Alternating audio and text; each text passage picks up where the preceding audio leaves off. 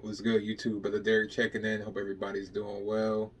Um, Welcome back to my channel. I appreciate y'all being here and enjoying this space with me. I enjoy giving y'all game on real estate, relationships, and just overall information that'll help better your life, whether that's financially, relationship wise, or even just spiritually, just mentally. It's my goal is just to make life easier for y'all, give y'all the game that'll help y'all level up and get to the next level in all the ways that help me. So this video is gonna be fairly quick, but something that I really want to talk about is just the pros and cons of real estate and being a landlord. Now, I know a lot of y'all probably have heard good or bad things, probably more so bad about being a landlord and different things about it. And I just want to give y'all my pros and cons of it because I've been doing it for at least 5-6 years. Me and my wife been in the game, and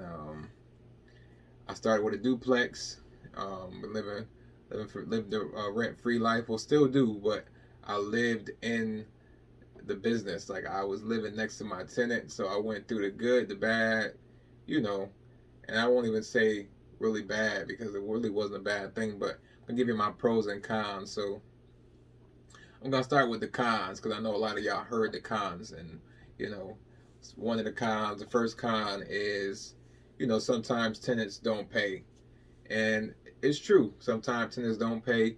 I know y'all probably heard people say, you know, tenants don't pay, or they, you know, they I had to evict this tenant or blah blah blah because they wasn't paying. You might have heard that from online, but it is true that does happen.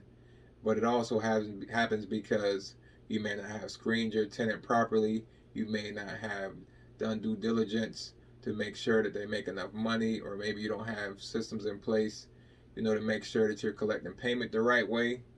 You may be, you may not be doing what you're supposed to do as a landlord, which allows your tenant to get away with not paying because there's some laws that state that if the landlord isn't doing, X, Y, and Z, or keeping the unit to a certain level or a certain standard, that they can withhold rent. So that could be it as well. So, you know, that's one con. Another con is that sometimes tenants damage your place. That's another con. It does happen. It is you are providing someone a living space, so those things happen. Sometimes it happens on purpose, sometimes it happens on mistake.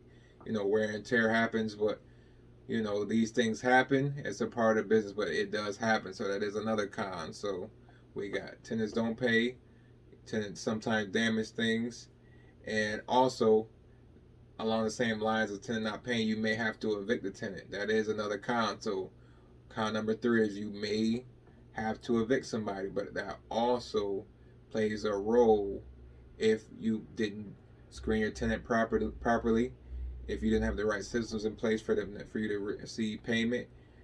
That also may happen if they're withholding rent because you're not keeping the unit up to a certain standard, or they may be using that as an excuse to not pay. So that happens as well. But these things do happen in real estate. So I'm not gonna lie to y'all and sugarcoat and act like these things don't happen, because they do.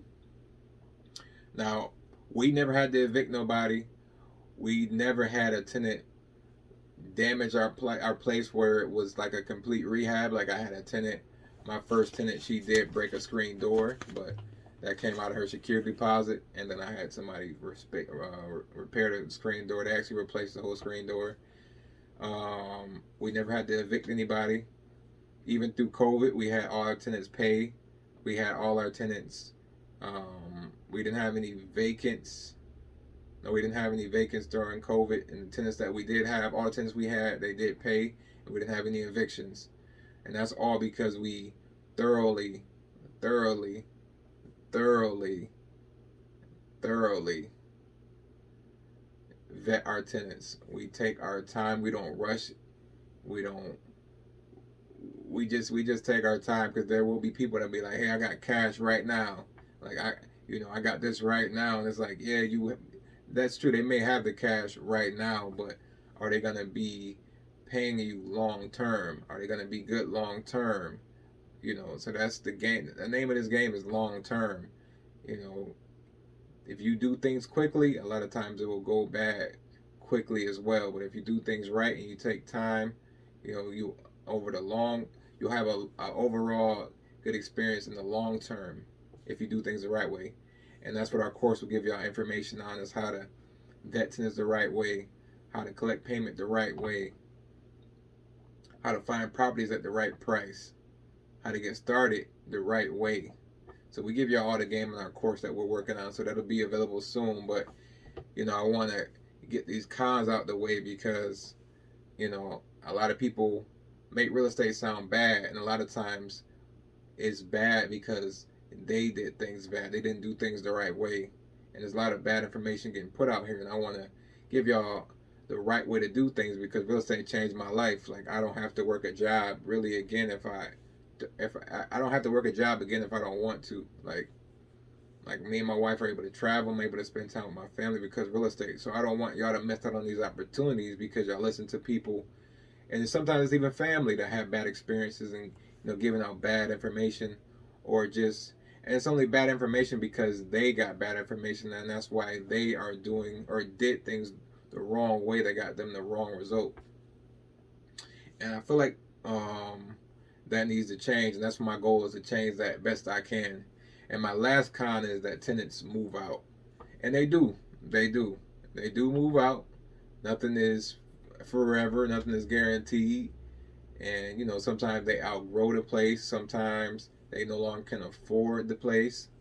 um, Sometimes they want to buy their own house, and I never ever try to hold anybody back. Any of my tenants that ever want to buy their house, I never try to lock them in or not, or withhold information from them that could keep them from buying a house. So you know I want them to get their own place if that's what they desire. So those are the cons. Now the pros definitely outweigh the cons. So the pros is easy: extra money. You get extra income, and most cases it's passive income. So every month, every first, and I remember, y'all. I remember. It's so funny because I remember when I was renting, that first used to hit. It seemed like the first would come every week, y'all. Like the first one I had to pay that rent. It used to feel like it used to come every week. And now that I'm on the receiving end of that, now I'll be like, man, when the first coming, man?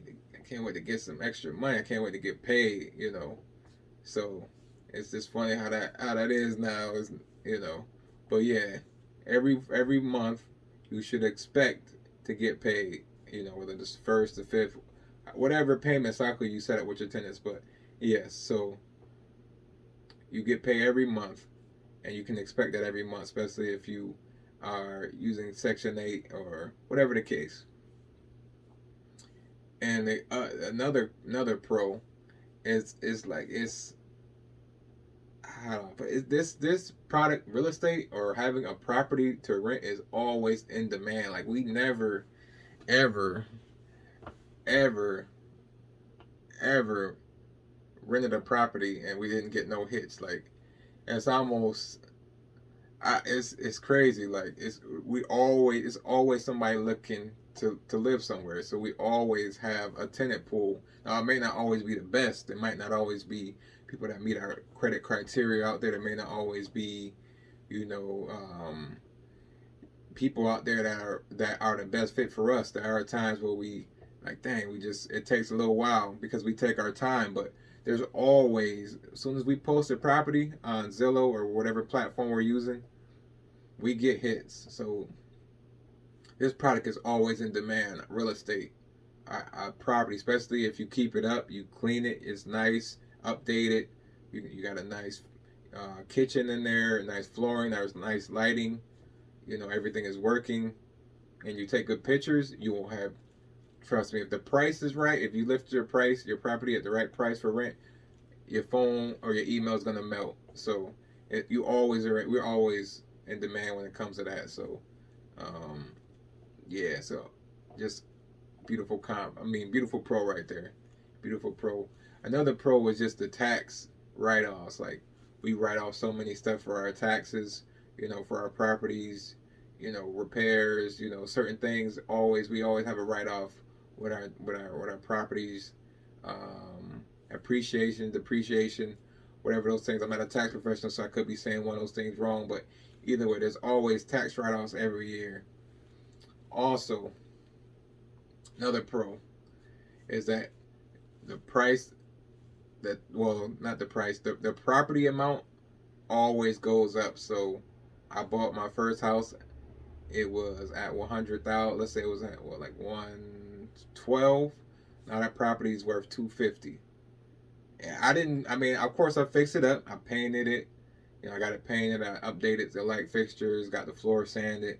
Blah blah blah. Got all this stuff going, but I didn't do any additions. I didn't update any bathrooms. I updated the kitchens, put a couple cabinets in there, but I didn't do anything crazy, y'all. And the house went from 114 to 250, and that's just me holding the property and it making me money, and it's worth more money now. So the property values usually, if not always, they always go up.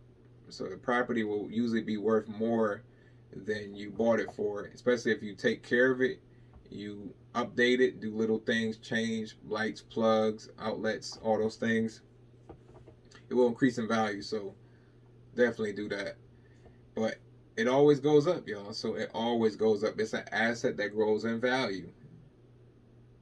And you can always, like say, you know, I get into a situation and I need a place to live. You know, I can always move back into one of my properties. I mean, of course, I can't do it when there's somebody in there, but that's another pro, is that I always have security of I have a place to stay. So no matter what happens to where I live now, which me and my wife own this house, but I always have a property at some point that if anything happens, or, you know, we in a bind, or we got to sell this house, which we never will, but, you know, we have other options where we can live, because you always need a place over your head. And if you can eliminate that bill, I tell y'all, that is the hack. One of the hacks in life is to, if you can get rid of your living expenses, you will be good. Like, that's your biggest expense usually, is where you live. So, but let me get back on track. So yes, that's a pro. And the last pro I can think of, and I know there's plenty more, is that you can leave this to your kids. This isn't like, you know, this isn't like buying a business, or like a car dealership, or, you know, a Chick-fil-A or something like that. Like, you know, because you can't leave a Chick-fil-A to your kids. They might not want to take over the shop, the mechanic shop. They might not want to take over your beauty salon. They might not want to take over, you know, the barber shop, whatever it is. But they can take over a property, and they don't have to do anything to do that. You can leave it to them. You can have property management set up, and all they have to do is collect the money and not sell the house. Done. Easy. Done. Pass it on. They hold on to it. They pass it on to their kids, and the house is worth more and more and more and more, and it's done. I don't see why they would not want that. Who would not want free money, a free asset that's producing income? I don't know any kid or any person. They may want to sell the property, but you have to teach them to think long term, that yes, you can sell this house and get $300,000, or you can make $1,500 for the rest of your life, a month for the rest of your life. So you have to teach them those things, the long term thinking. And those are just some of the pros. So, and the cons I told y'all, like, you know, tenants don't pay sometimes. Tenants damage your place sometimes. You have to evict the tenants sometimes. You know, tenants move out sometimes. Because we had a tenant that's been with us since we first bought one of our properties. So a lot of those things that I said on the cons depends on how you do your real estate, what kind of landlord you are, what kind of system you have in place. And our course will give you all the game on how to set that up so that it's easier, so you don't have to deal with all the headaches and the, you know, the bad tenants and these horror stories you hear from different landlords about them didn't do that the tenants did this and the tenants broke that and they didn't pay this, and, you know, they messed up the. We don't have to deal with that, because we take our time and vet our tenants. Now, nobody's perfect, and we have had some situations that weren't the best, but they still weren't as bad as, you know, what I've heard. We haven't had tenants not pay or damage our place or anything like that. So, I hope this video helps y'all. Pros and cons of being a landlord. It's really a good investment to make in real estate. And, try it out and see for yourself. See if you like it. So, the course will be here soon. It'll definitely give you all the information y'all need. So I hope this video was helpful. Please like and subscribe. I'll see you on the next video. I'm out, y'all. Peace.